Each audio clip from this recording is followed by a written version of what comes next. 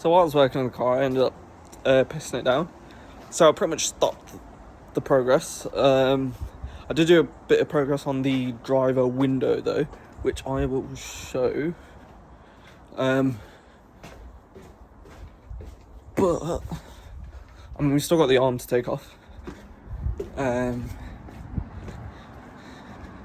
now, if you have a look, you can actually, the driver's window is actually closed. Success. That helps with the rain. So I put a bit of black tape on the driver door. I can show you the inside. So I had to strip the door down completely. Took the speaker out. Pretty much what had happened was, because the crash bar, the way the impact happened, the crash bar kind of pushed in. There's a massive bar going across the door here. Pushed in. Now with your windows, there's like a little bolt at the bottom. If you can see here, the rails, there's a bolt that holds the window in. Every time the window will try going up, the bolt would just hit the crash bar.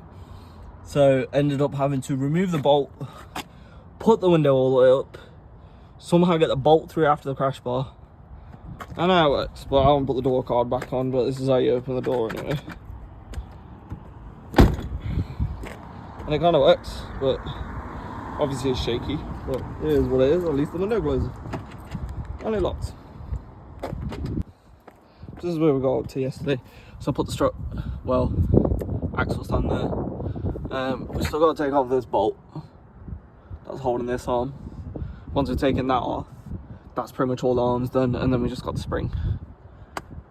But thankfully, the drive shaft, it looks intact, so we should just be able to put it back in.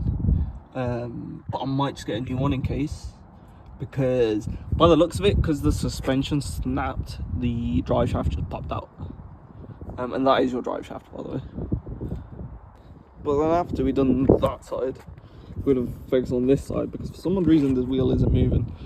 But there was supposed to be a spacer on this side, but when the recovery guy came, we never put the spacer. Hence why, if you have a look at these bolts, if it focuses, they've all got a bit of gap on them. So it's pretty much just sitting flush with the actual brake disc, which is probably why that's not moving. So we need to undo, well, jack it up, undo that, and then figure out if it is that or if there's a bigger problem. But for now, we need to finish off this side. And then last night, ended up getting the entire hub unit. So this is a new hub unit. So that is the standard spring.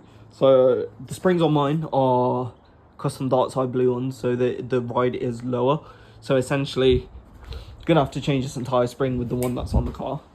But these are all the arms. So this is what it's supposed to look like. This is the hub. This is what it was. So as you can see, it's just cleanly snapped there, and then the arms are hanging off, where this one is still intact from here. And then you got your bottom arms here, which is there as well. And thankfully, we've got a sensor as well. So this is for our headlight sensor. So this is very important. Got to make sure this does not break. But I'll keep you guys updated. This is literally what it is. Should have got a ratchet spanner, because I cannot properly get this because the flipping spring is annoying. But I can literally only do it by quarters, so maybe by the end of tonight this fucking bolt will come out. But yeah, it's another update. Managed to get this off the shock. So our shock's just fine, as we do have a new part for that, as you saw. This bottom control arm requires a very annoying Torx bit. I think it's 14mm, because every time I tried it with this, I just kept rattling off. So I need to get a 14mm drill bit. It is loose, which is good, but yeah, it's just not coming off. That part is the chassis. I mean, this CV joint as well is just bloody in the way. Managed to take off this snapped part as well. So this entire left bit is fully stripped now, well, apart from this one arm. Once this arm's gone, then this left part's fully stripped. There's now time to deal with that pain in the ass. So when your recovery guy tells you he knows what he's doing, do not listen to him. Because apparently, he knew what he was doing, and then the wheel stopped moving. So we just whacked on the spare, without the spacer. and it wouldn't move. But now I loosened it. Guess what's fucking moving? Fucking, if you want something done, do it yourself.